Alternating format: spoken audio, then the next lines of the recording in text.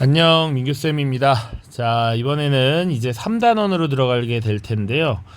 일제강점기입니다. 일본이 우리나라를 강제로 점령했던 시기고요. 시기적으로 본다면 1910년 한국 병합부터 1945년 우리나라가 일제가 패망하면서 광복을 우리가 쟁취할 때까지 만으로 35년 정도 됩니다. 그래서 그 시기를 크게 다룰 거고요. 이 부분은 교과서에 나와 있는 이 시기별 내용을 정리해서 조금 재구성한 겁니다. 일본이 식민지 조선을 어떻게 지배했는지 그런 통치 정책을 중심으로 지금 살펴보는 거기 때문에 조금 파편화되어 있습니다. 그래서 교과서도 보시면 이렇게 다양한 시기에 펼쳐져 있는 내용들을 선생님이 정리를 한 것이다. 자, 그래서 이 영상을 보신다면 교과서를 한번 꼼꼼하게 읽어보기를 권합니다. 아시겠죠? 자, 그리고 위에 연표로 이렇게 구성을 해놨는데요. 일제의 통치 방식, 통치 정책은 35년을 크게 세 시기로 구분을 해서 살펴봅니다. 자, 그래서 연표를 통해서 대략적인 흐름을 쭉 살펴보고 그리고서 본격적인 내용을 살펴볼게요. 자, 1910년으로 들어갑니다. 1910년. 자, 8월 29일 날짜까지 외워야 하는 것은 아니지만 이때 우리가 경술국치라고 해서 나라가 큰 치욕을 당한 날이었죠. 우리가 일본의 식민지가 되었고 당시 대한제국을 병합해서 한국을 병합했다라고 했는데 당시 이제 한국을 통치하는 지역으로서 조선이라고 하는 지역 명칭을 불렀다. 자, 그래서 선생님이 조선에 대한 지배 정책이라고 하면 그게 잘못 말한 것이 아닙니다. 자, 그래서 1910년부터 1919년 3.1운동이라고 하는 우리 민족의 거대한 운동이 일어날 때까지를 보통 첫 번째 시기라고 합니다. 그래서 선생님 수업 때 보통 이거 1기 이렇게 표현할 거예요. 첫 번째 일제의 통치 방침이 나타나는 시기. 밑에도 나와 있지만 이 시기의 통치 방식을 무단 통치라고 합니다. 무력으로 강압적으로 겁박하고 압박하는 이런 형태의 통치 방식을 이야기해요. 당시에 이제 한국을 식민지로 만들고 나서 한국인들이 저항하지 못하게 무력으로 강압적인 통치를 했다라는 것이죠. 자, 요게 첫 번째 시기입니다. 자, 그래서 대표적인 내용은 당시 국가의 질서, 치안을 유지하는 역할을 수행한 것이 바로 경찰이죠, 경찰. 그런데 이 경찰은 오늘날의 경찰은 일반 경찰이지. 그러나 지금 군대 내에서 경찰 업무를 수행하는 보직이 따로 있습니다. 여러분들 최근에 혹시 DP라고 하는 그 작품을 본 적이 있을 텐데 DP가 헌병에 소속돼 있다라는 거 들어본 적 있어요? 군대 내에서 경찰 역할을 수행하는 사람들이 헌병입니다. 일반 조선인들을 대하는데 이 헌병이 경찰의 역할을 수행했다라고 하는 헌병 경찰 통치를 채택했죠. 요 시기입니다. 굉장히 강압적인 모습입니다. 자, 그리고 이 시기에 또 어떤 세계적인 질서의 변화가 있는지도 한번 볼 거예요. 그러니까 우리 교과서에도 세계사가 조금씩 언급이 되어 있죠. 한국과 일본의 이런 역사가 세계사와 무관하지 않기 때문에 그래요. 자, 1914년부터 1918년까지 제1차 세계대전이 있었습니다. 1차 세계대전. 세계를 생략할게요. 자, 이 과정에서 세계 여러 나라가 전쟁에 참여를 했고 그리고 여기서 사실은 일본이 승전국이 되죠. 요 사실을 하나 알고 있어야 하고, 자, 또 알아야 되는 것은 이 1차 대전의 결과로서 이 전쟁 이후의 질서를 바로잡기 위한 조약이 있습니다. 그것을 베르사유 조약이라고 하고 그 베르사유 조약에 의한 질서 시스템을 베르사유 체제라고 하죠. 자, 이 베르사유 체제에 포함된 주요 내용 중에 당시 미국 대통령이 주장했던 민족 자결주의라고 하는 것이 있습니다. 민족은 그 민족의 운명을 스스로 결정해야 한다라는 거야. 이런 것들이 지금 우리 민족운동의 3.1운동에 영향을 미쳤던 것이죠. 우리 민족의 운명 우리가 결정하겠다라는 것이지. 그런데 이런 것들은 승전국의 식민지였던 조선에는 적용되지 않았다라고 하는 거죠. 자, 그리고 위에 빨간색으로 색칠된 부분이 있습니다. 여기는 1917년인데요. 당시 러시아에서는 사회주의 혁명이 일어나죠. 러시아 혁명이라고 합니다. 자, 그러면서 사회주의 사상이 식민지 조선에도 유입이 되더라. 사회주의의 영향, 이것도 빼놓지 않고 봐야 합니다. 그래서 1920년대 독립운동은 사회주의의 영향을 받아서 계급 투쟁적 성격, 좀 더 과격한 모습 이런 것들이 나타난다라는 걸 봐야 해. 자, 어쨌건 일본은 지금 1919년에 있었던 우리의 3.1운동에 굉장히 놀라게 됩니다. 이런 강압적인 무단 통치의 결과가 이렇게 조선, 식민지 조선인들의 폭발로 나타났기 때문에 이런 통치 방식의 변화가 필요하겠다라고 인지를 해요. 그리고 사실 일본 내에서도 민주주의에 대한 그런 열망, 민주화에 대한 요구 이런 것들이 늘어납니다. 그래서 식민지 통치 방식이 다소 변화했다. 그래서 요 시기를 2기라고 표현합니다. 보통 선생님이 자, 무단 통치 이후에 변화가 있어났는데 그때 통치 방식을 소위 문화 통치라고 합니다. 이른바 지들 말로는 문화 통치라고 하는 거야. 이제 문화적으로 통치하겠다라고 겉으로는 표방을 합니다. 그래서 기존에 이런 강압적인 모습을 조금 누그러뜨려서 유하게 통치를 하려는 모습을 보여주죠. 그와 동시에 사실은 어떤 문제가 있었냐면 일부 기득권 계층, 식민지 조선인들 중에서도 기득권을 부여해서 기득권을 가지고 있는 사람과 그렇지 못한 사람들을 이간질하고 분열하는 민족 분열 통치를 꽤 했다라고 하는 것이 두 번째 시기의 특징입니다.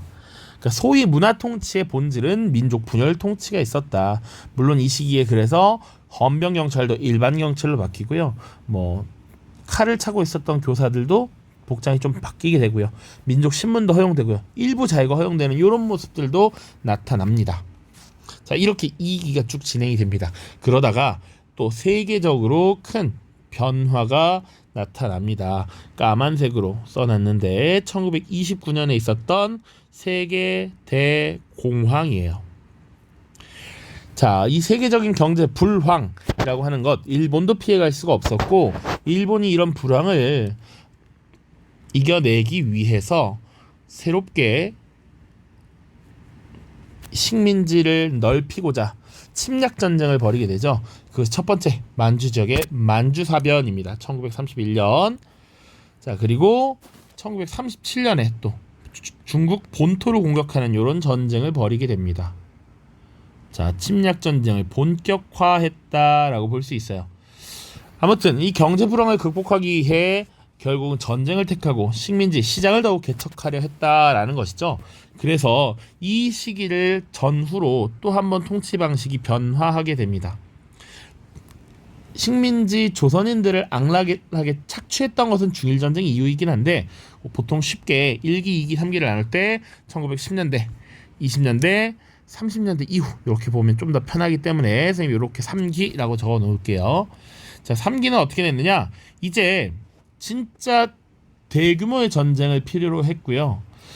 이렇게 전선이 넓어짐에 따라 인적 물적 자원을 가능한 효율적으로 최대로 뽑아내야 했습니다. 그러다 보니 조선인, 일본인 구분할 것 없이 이 천황의 신민으로서 복무할 수 있는 이런 국민을 육성해야 됐다라는 것이지. 조선인마저도 정말 일본인으로 만들어내는 것이 필요하다라고 생각을 했습니다. 그래서 기존의 민족성을 말살하고자 이런 통치 방식을 채택했죠. 바로 민족 말살 통치입니다. 조선어 사용 못하게 하고요. 조선 역사 배우지 못하게 하고요. 일본어, 일본 역사를 공부하게 되고 일본이 우리 조국이다라는 것을 계속 세뇌시킨다라는 것이죠. 그런 것이 3기의 특징이다라고 보시면 되겠고요. 심지어 중일전쟁이 벌어지고 난 뒤에 전쟁이 지속되는데 1939년부터는 제2차 세계대전이 벌어진단 말이죠. 독일이 폴란드를 침공하면서 2차 대전이 시작되는데 일본도 독일과 그리고 이탈리아와 함께 이 추축국 동맹에 참여함으로써 전쟁에 참가합니다. 그리고 1941년 태평양 전쟁을 일으키게 되죠. 하와이에는 진주만을 공격하면서 미국을 기습하고 전선을 확대합니다. 태평양 전선, 필리핀부터 해서 각종 중국, 지금 하와이까지, 미국까지 지금 전선을 넓히고 있다. 이 과정에서 민족성을 말살하고 이 조선인들을 일본인을 위한 전쟁을 계속 투입하려 했다. 요 정도로 보시면 됩니다. 이때 이루어졌던 민족 말살 통치. 그래서 이 부분의 핵심 내용은 보통은 첫 번째, 두 번째, 세 번째 시기를 구분해내는 것이야. 어떤 자료를 줬을 때 이게 첫 번째 시기인지, 두 번째 시기인지, 세 번째 시기인지만 구분할 수 있으면 됩니다. 자, 무단 통치기에서 첫 번째 1기 보겠습니다. 1기. 자, 일본이 드디어 한국을 식민지로 만들고 이 식민지를 통치하기 위한 기구를 설치했습니다. 바로 조선 총독부였죠. 그 이전의 내정간섭기구는 통감부였습니다. 통감부에서 지금 확대 개편을 해서 조선 총독부를 세웠고요. 당시 현역 육군 대장 혹은 해군 대장을 임명했다. 그래서 군인들을 여기 앉혔고, 그렇기 때문에 군 지휘하듯이 식민지 조선을 강압적으로 통치를 할 수 있었던 것이죠. 그래서 조금 TMI 하자면 최초의 총독이 누구였냐? 제3대 마지막 통감이었던 데라우치 마사타케라고 하는 인물입니다. 데라우치 총독이라고 하는 인물 이름만 한번 들어보자. 자, 그리고 이 총독은 일본 정부의 영향을 받지 않습니다. 천황에 직속한다라는 특징을 가져요. 그만큼 직접적인 권한을 많이 갖고 있었다라는 겁니다. 그리고 정무총감, 경무총감 두 총감을 두고 식민지를 통치했다. 그 정도 보시면 되고요. 그리고 겉으로는 조선인들의 통치를 위해서 자문을 받는다라고 중추원이라는 기구를 두었다. 그런데 이 중추원은 보통 친일파들, 예를 들면 이완용 같은 인물들이 여기 들어가게 되는 것이죠. 자, 그리고 지방 행정 조직을 재편합니다. 일본식 지방 행정 조직을 도입하게 되고요. 그리고 조선에서 한국의 전통적인 공동체 조직을 해체하는 이런 모습들이 나타난다. 그래서 공동체 조직을 해체한다는 건 이들이 힘을 합칠 수 없게, 단결할 수 없게 만든다라는 의도가 있다라고 볼 수 있겠죠. 그 과정에서 유력 인사는 또 친일 세력으로 회유하는 이런 모습들이 나타납니다. 자, 그리고 그 밑에 내용이 조금 중요하겠죠. 이 무단 통치 시기의 통치 방식, 내용은 어떤 것들이 있는가, 이런 사례를 보고 이게 1기 첫 번째 무단 통치 시기구나 라는 것을 알 수 있어야 합니다. 자, 가장 핵심, 아까 처음에 연표를 보면서 얘기했던 헌병경찰 제도입니다. 자, 경찰은 경찰인데 군대에서 경찰 업무를 수행하는 헌병들로 하여금 경찰 업무를 맡게 했다라는 것이죠. 그러니까 길거리의 치안을 유지하기 위한 이런 역할을 군인들이 걸어 다니면서 하고 있다라고 생각하시면 돼. 경찰차에서 군인들이 내린다 생각하시면 돼요. 자, 그리고 이런 강압적인 통치를 보여주는 법률이 있습니다. 바로 경찰범 처벌 규칙이야. 그리고 조선 태형령이라는 겁니다. 자, 어떤 경우에 경찰범으로서 바로 처벌할 수 있는지 규칙을 정해놓은 것입니다. 어떤 잘못을 하면 바로 벌한다라는 거야. 자, 그리고 이렇게 범죄를 정한 규칙으로서 어떤 것이 범죄인지 정해놓고 범죄를 저지른 조선인에 한해서 즉시 처분을 할 수 있게 했습니다. 그래서 범죄 즉결례라고 해요. 그러니까 원래 죄를 지으면 일단 입건을 하고요. 그리고 기소를 하게 되죠. 그래서 재판을 하고 판결을 하는 게 절차잖아. 이게 기본 절차란 말이야. 그런데 이런 일련의 과정을 하나도 거치지 않고 바로 범죄를 저질렀다, 잘못했다라고 하면 이 헌병경찰이 판단해서 바로 벌을 주는 것이죠. 심지어 그 벌이 뭐였냐면 신체의 고통을 강하는 폐형이라고 하는 벌을 줄 수 있는 거였습니다. 우리 흔히 생각하는 곤장과 같은 것이라고 생각하면 돼요. 이런 것들을 즉시 헌병들이 처분을 할 수 있었다는 것이죠. 말 안 들으면 너 바로 처벌받는다. 지금 태형 맞는다 이거야. 태라고 하는 건 전통적인 형벌 중 태장 도유사 중에서 태는 몽둥이 같은 거, 회초리 같은 거라고 생각하시면 돼요. 이걸 즉시 처분으로 맞는다라는 건 당시 식민지 조선인들을 얼마나 두려움에 떨게 했을까 생각할 수 있어야 된다라는 겁니다. 자, 그리고 당연히 평상시에도 공포 분위기를 조성해야 했습니다. 그래서 당시 공무원들 그리고 교사들도 제복을 입고 칼을 차는 이런 모습들이 나타났습니다. 자, 지금처럼 여러분들 수업 시간에 자는 거 상상하기 어렵겠죠? 무서워. 선생님이 칼 차고 있는데 어떻게 자, 그지? 자, 그리고 기본적으로 기본권을 박탈하고 민족운동을 탄압했습니다. 언론, 출판, 집회, 결사의 자유, 이거 가장 기본적인 기본권이죠. 우리 헌법 지금 21조에서 규정하고 있는 이 내용들, 이런 자유들이 주어지지 않았다라는 것이고, 우리 민족이 뭔가를 하려고 하면 그것을 제한하기 위한 이런 법들이 많이 만들어졌습니다. 그래서 밑에 있는 보안법, 신문지법, 출판법, 학회령, 이런 것들을 통칭 4대 악법이라고 하는데, 물론 이것은 무단 통치 시기에 만들어진 것만 있는 것이 아니라 그 이전 시기, 통감부 시기부터 만들어진 것이에요. 그래서 지금 총독부의 식민지 지배 정책에 반대하는 이런 활동들, 그리고 민족주의 운동들을 탄압하기 위해서 이런 것들을 만들었다라고 하는 거죠. 자, 치안 유지에 문제가 된다라고 하면 보안법을 적용했고요. 그리고 조선인들이 민족의식을 고양하는 내용의 기사를 실으면 이런 신문지법에 저촉이 되고요. 출판 마찬가지죠. 잡지나 책 같은 거, 학회, 모임 이런 것들도 다 못하게 했다라고 생각하시면 됩니다. 자, 그리고 이 시기에 교육은 어떻게 했느냐? 식민지인들은 어느 정도 직업을 가지고 공장에서 일할 수 있는 초보적인 수준만 가르치면 된다라고 생각을 했어요. 자, 그래서 기본적인 초등교육인 소학교 6년제 교육을 시켰어야 마땅한데 그렇지 않았고요. 제1차 조선교육령이라고 해서 조선인들에 대한 교육은 이렇게 한다라고 애초에 지금 분리하고 있어. 본토의 일본인과 조선인에 대한 교육이 다르다라는 겁니다. 1911년에 조선교육령이라고 하는 법령을 만들어서 이 조선인들에게는 보통교육과 실업교육을 중심으로 가르친다라고 했습니다. 요것은 그냥 인간으로서 기본적인 생활을 할 수 있는, 말할 수 있는, 산수할 수 있는 그 정도의 교육만 하겠다라는 거야. 자, 4년 연한입니다. 원래 초등학교 지금 몇 년 배워요? 6년 배우죠. 그런데 일본인들은 6년씩 배우지만 당시 조선인들은 4년만 가르치면 됐다. 이렇게 판단을 했던 것이죠. 그리고 실업교육은 기술을 배우고 직업교육을 받는다라고 생각하면 되겠습니다. 요게 지금 첫 번째 1기야, 1기. 자, 그럼 2기는 어떻게 했느냐? 소위 문화통치라고 했습니다. 1919년 3.1운동이 벌어지게 되면서 일제 통치 방식이 변화했다. 나름 부드럽게 조금 변화했다라고 보시면 돼.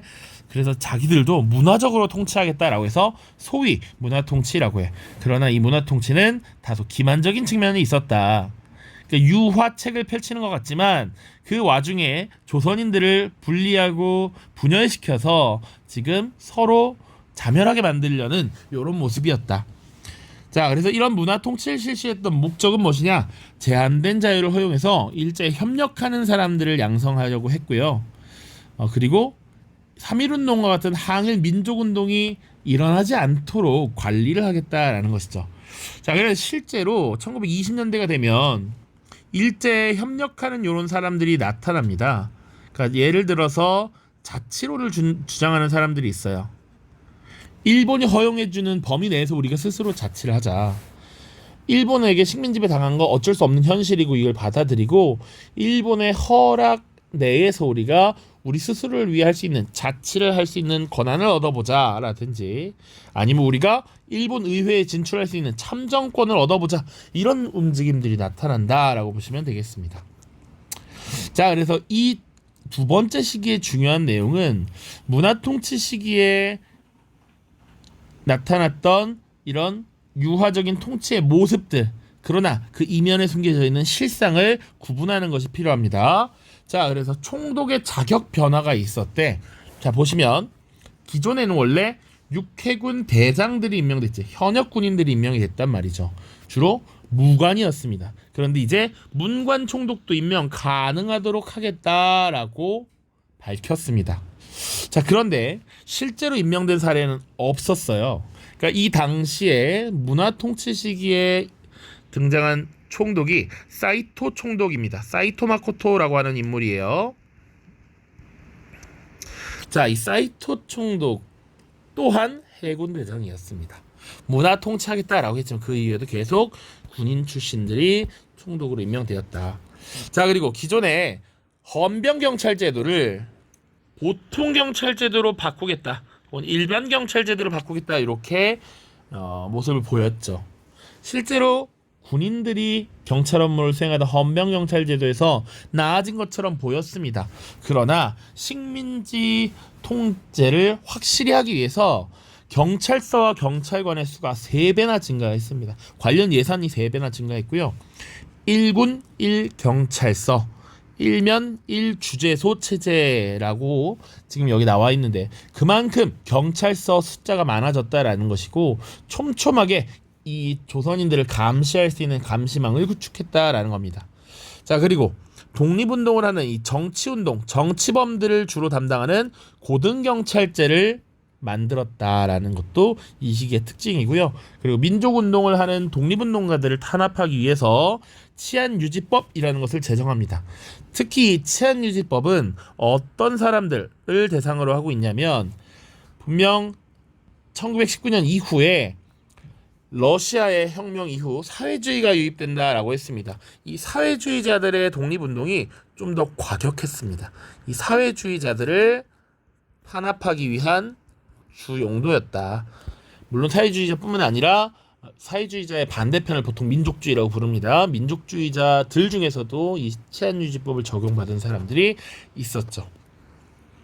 자, 그리고 또 일본은요, 겉으로는 조선인들의 정치 참여를 허용하겠다라고 했습니다. 자치도 허용할 것이고 지방자치제도 시행하겠다. 너희 지역에 잘 알려진 인물들을 선출해서 지방자치를 해라 라고 말했지만, 자, 그렇게 설치된 도평의회나 부면협의회는 실질적으로 무언가를 결정하는 의결 권한이 없었다라는 겁니다.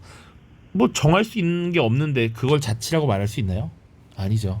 실제로는 어떻게 하면 좋겠다라고 의견만 내고요, 그게 사실 받아들여지지 않는 경우도 많았습니다. 그러니까 실질적으로 자치가 허용되지 않았다라는 부분이고, 이런 도평의회, 부면협의회에 참여할 수 있는 조건은 일본의 세금 혹은 헌금을 납부하는 자, 주로 친일파에게 그런 권한이 주어졌다라는 겁니다.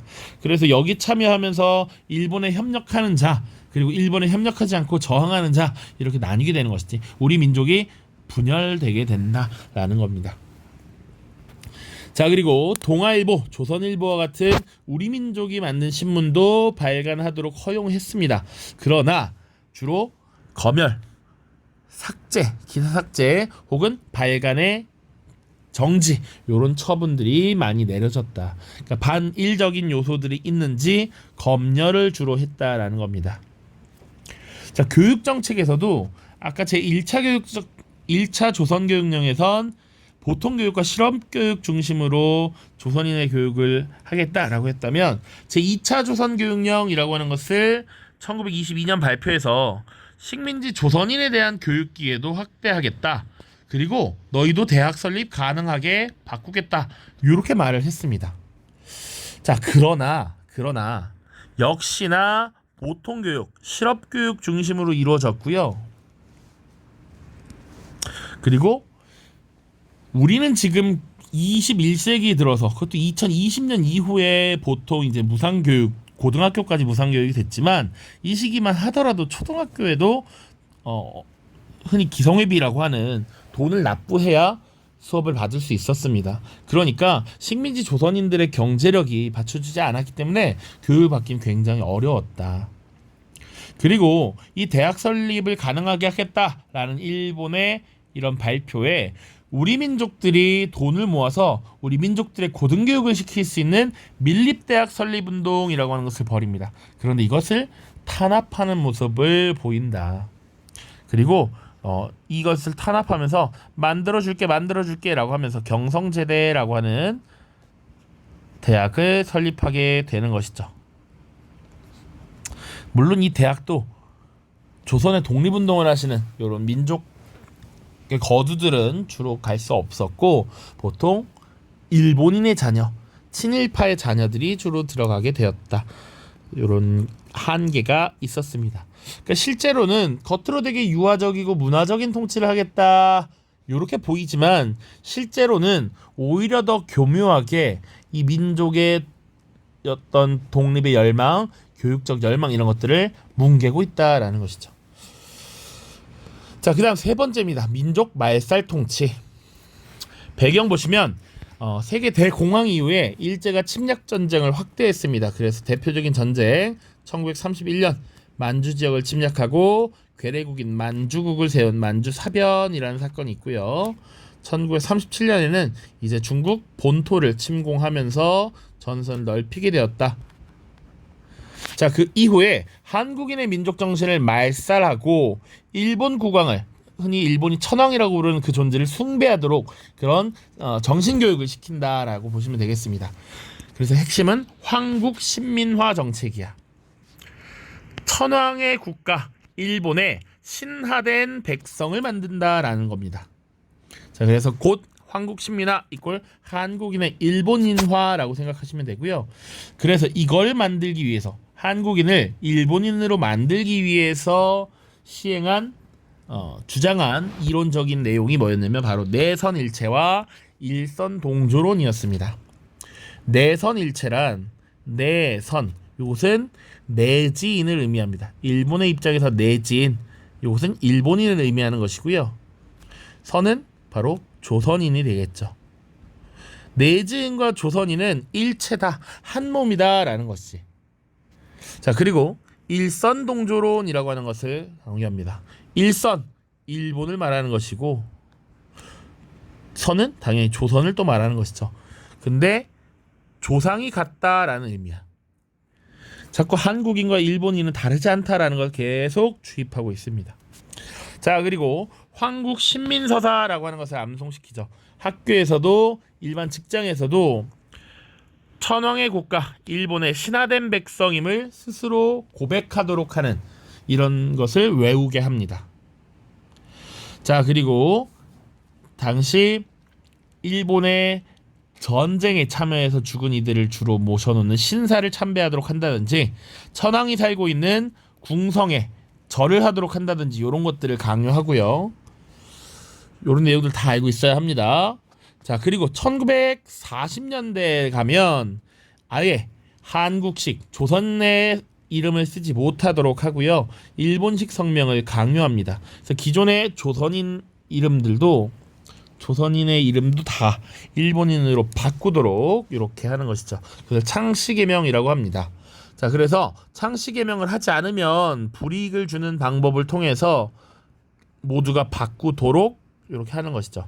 자, 그래서 옛날 이 시기에 살았던 사람들이 일본식 이름을 썼다라는 것만으로 그 사람이 친일했다 이렇게 보는 것은 부당합니다. 이름을 바꾸지 않으면 이 당시엔 살아갈 수 없었기 때문에 이렇게 수동적으로 일본에 협력할 수밖에 없었던 이런 것들은 친일의 범위로 보는 것은 조금 어렵다. 자, 그리고 조선교육령, 조선인에 대한 교육도 다시 한번 바뀝니다. 1차, 2차 봤는데 3차 조선교육령 1938년이고요. 연도는 몰라도 돼. 4차 1941년에 이런 것들이 또 한번 바뀝니다. 핵심 내용은 뭐냐? 한국어, 한국의 역사 교육을 금지하는 것, 우리말 사용을 금지하는 것입니다.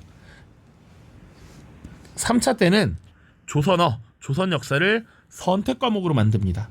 물론 학교에서 그 선택 과목을 가르치면 불이익을 줬습니다.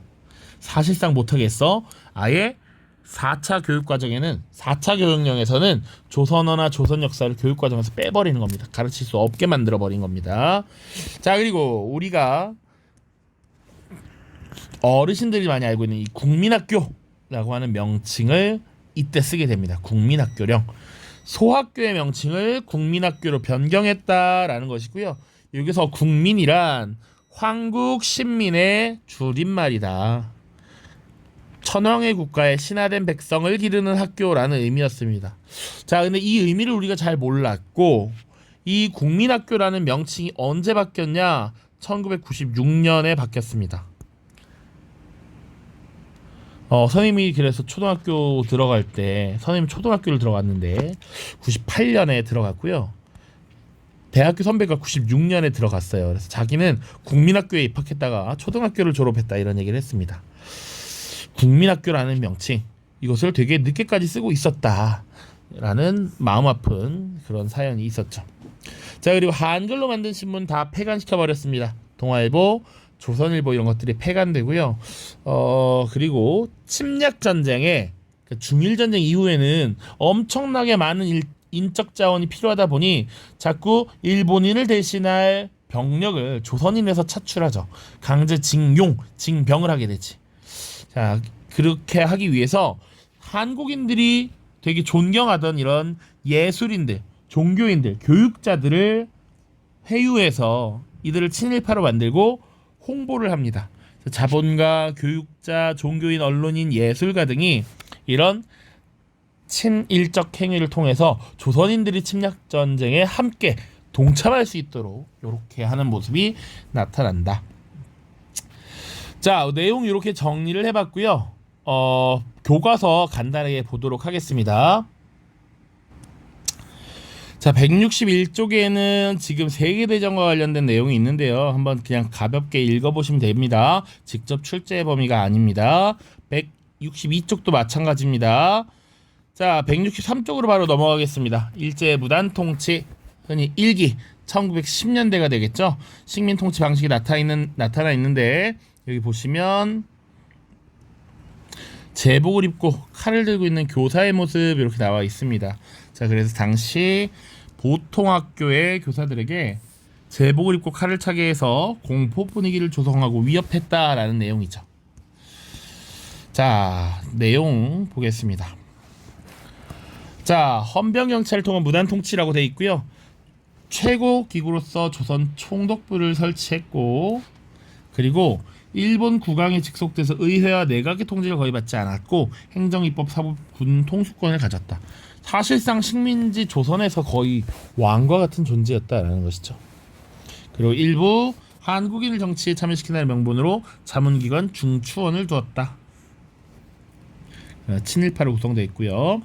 지방조직 개편을 했는데 이것은 전통적인 공동체 조직을 해체하여 식민통치 일원으로 끌어들이기 위한 이 조치였다. 헌병경찰제도 실시했고요. 강압적 무단통치를 실시했죠. 그래서 헌병이 경찰 업무를 담당하게 했고 각종 세금 징수, 검열, 언론지도, 위생점검 이런 행정 업무도 맡았고 구류, 태형, 3개월 이하의 징역 등에 해당하는 범죄에 대한 즉결 심판을 할 수 있는 권한도 부여받았다라는 것. 그리고 관리와 교원들이 제복을 입고 칼을 쳤다. 자유를 박탈했다. 거의 모든 신문 폐간했다. 항일적 서적의 내용도 금지시켰다. 고등교육의 기회는 주지 않았고 실업교육과 보통교육을 했다. 일본보다 짧게 4년 교육했다. 이런 내용들이 있습니다. 자, 오른쪽에 보시면 경찰범 처벌규칙이라고 하는 처벌법령이 있습니다. 이런 잘못을 하면 바로 처벌한다는 거야. 신청하지 않은 신문, 잡지, 기타의 출판물을 배부하고 그 대금을 요구하거나 또는 억지로 그 구독 신청을 하는 자, 대중을 모아서 청원, 진정을 한 자, 민원 넣으면 혼난다는 얘기죠. 벌 받는다는 얘기죠. 불온한 연설을 하면 안 된다 이런 거죠. 불온한 것의 기준은 무엇입니까? 그렇죠? 지금 조선인들에 대한 한국인들을 강압적인 통제를 하기 위한 이런 조치들이 있었다. 그리고 근대 국가에서는 신체 형벌을 가하는 것을 안 하죠. 보통 근대 국가에서는 그렇습니다. 우리나라의 법률도 그 사형이라는 게 있지만 목숨을 거둔 사형은 거의 사실상 실시하지 않죠. 그리고 징역형입니다. 보통 신체에 고통을 가하는 형벌은 사라지는 거야. 우리 근대에서도 고문 폐지하라 이런 얘기들이 많이 나오죠. 그러니까 신체에 고통을 가하는 건 전 근대적인 나쁜 것이란 말이야. 그런 것을 일본이 지금 한국인들을 대상으로 했다라는 것이죠. 조선 태형령이라고. 자, 그래서 조선 감옥 또는 즉결관서에서 비밀리에 행한다. 그리고 조선인의 한하여 한다. 어떻게 때리는지까지도 지금 써놨습니다.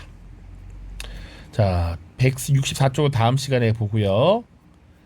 자, 166쪽입니다. 1920년대 민족 분열 통치. 자, 문화 통치라고 하는 것이 왜 일어났는가? 3.1운동을 계기로 문화 통치를 내세워서 반발을 좀 억누르고자 했다라는 겁니다. 그래서 문관도 총독이 임명될 수 있었으나 하지 않았습니다. 그러니까 여기서는 이런 내용들을 실시했다. 제복 착용을 폐지했고 자유도 일부 허용했고 신문도 만들었다. 그러나 내용이 더 중요하겠죠. 그러나 문관 총독은 단 한 명도 임명되지 않았고 경찰관과 비용들이 크게 늘었고 고등경찰제 실시했고 신문 발행 허용했지만 검열 통해 기사를 삭제했고 치안유지법을 이용해서 더 감시와 탄압을 강화했다. 이런 내용들이죠. 자, 왼쪽에 치안유지법이 뭐냐? 라고 돼 있는데 일체 국가체제, 사유재산 제도를 부정하는 자를 단속하기 위해 제정한 법률이다.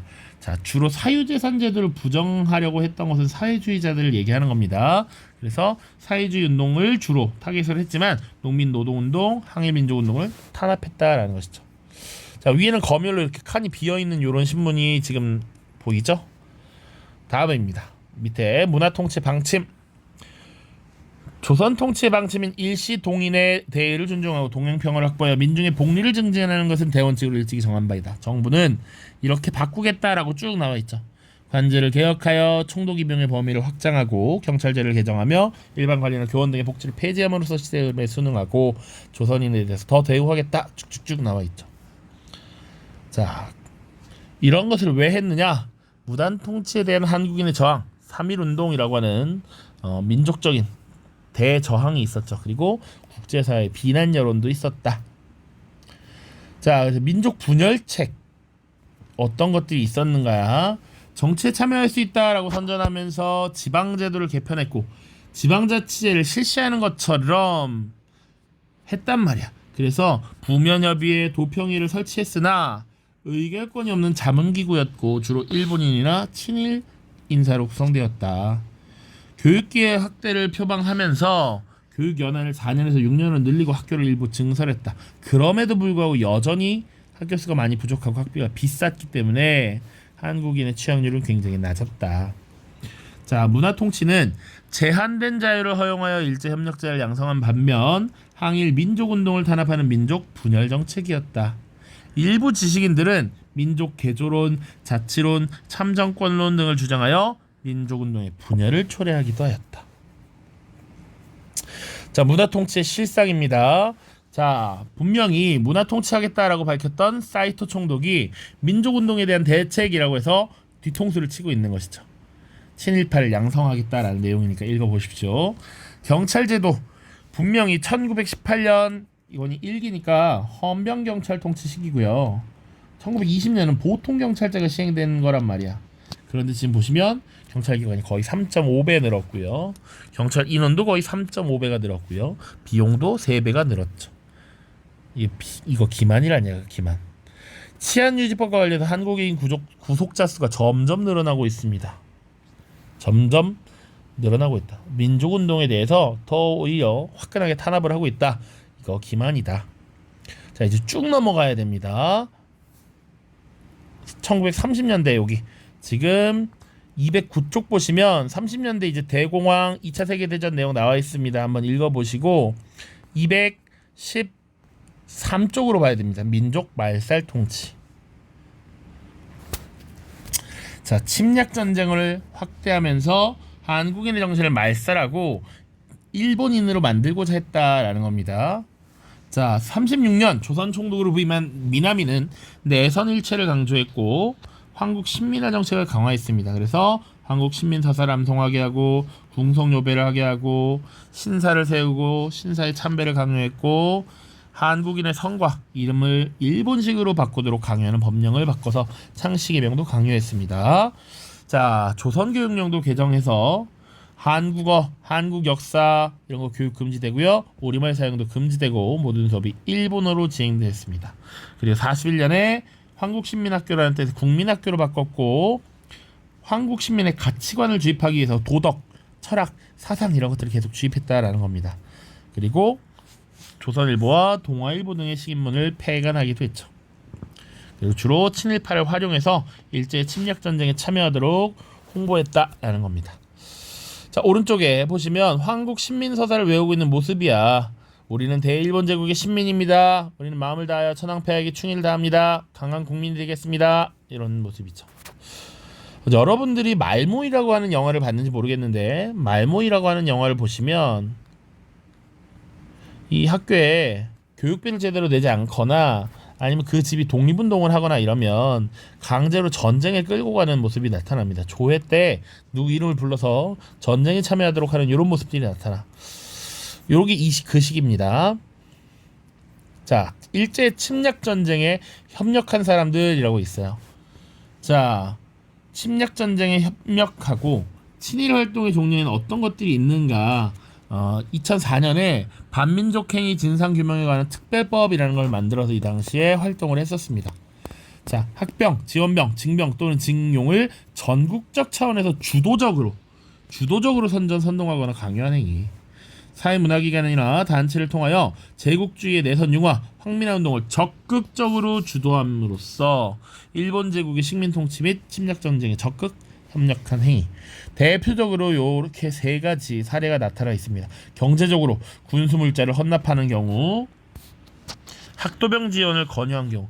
최남선 같은 경우는 되게 존경을 받던 지식인이었는데 결국 변절해서 친일파가 되었죠.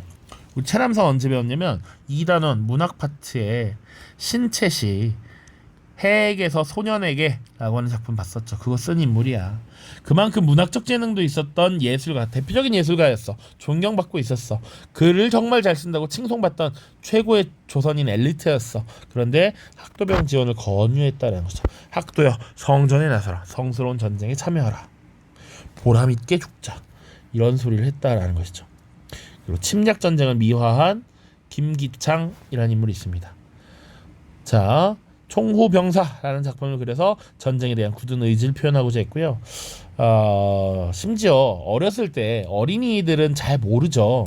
잘 모를 때 이런 침략 전쟁에 참여하도록 하는 동참하는 포스터를 만들어요.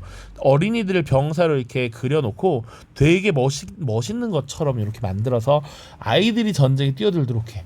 정말 나쁜 사람들이죠. 개새끼들이죠.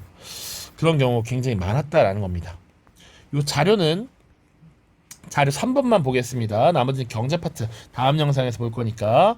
자, 일본식 성명 강요, 흔히 창씨 개명을 하도록 했는데 이거 안 하는 사람들에게 어떤 조치를 취했는가? 창씨하지 않은 사람의 자녀에 대해서는 학교의 입학과 진학을 거부한다. 지금도 부모님들이 여러분들을 교육시키기 위해서 엄청난 노력을 하시죠. 이 시기에도 자식에 대한 교육만큼은 엄청나게 하고자 했어요. 부모님들의 열의가 높았습니다. 그런데 창시하지 않으면 거부한대. 만약 학교 차원에서 거부하면 학교를 폐교한대. 어쩔 수 없이 하는 경우가 많았다는 것이죠. 행정기관은 창시하지 않은 사람의 민원사무를 취급하지 않는다. 창시하지 않은 사람을 징용 대상자로 우선 지명하고 배급에서 제외한다. 1930년대 후반이 되면 강제로 징용, 이것은 강제로 노동을 시키는 겁니다. 끌고 가서. 자, 그리고 배급은 식량이 부족해지자 공출제도라는 걸 실시해서 다 싸그리 국가에서 걷어갑니다. 그리고 최소한의 식량만 나눠주고 먹고 살도록 해. 나머지는 군량미로 전환을 하는 것이죠. 이런 배급도 주지 않고 징용 끌고 간다 이거야. 그러면 창시를 안 할래야 안 할 수가 없다라는 것이죠. 그 정도 좀 봐주시면 되겠습니다. 자, 그리고 이런 것들 특히 배급하거나 이럴 때 주도적으로 도움을 줬던 조선인들도 있어요. 뭐 애국반이라고 해서 돌아다니면서 이런 것들을 관리 감독했는데 이런 것들은 조금 더 적극적인 친일의 모습이라고도 볼 수 있죠. 자, 여기까지고요. 다음 영상에서는 10년대, 20년대, 30년대 나눠서 경제정책이 어떻게 변화했는지 한번 살펴보도록 하겠습니다. 자, 모두 고생 많았습니다. 안녕.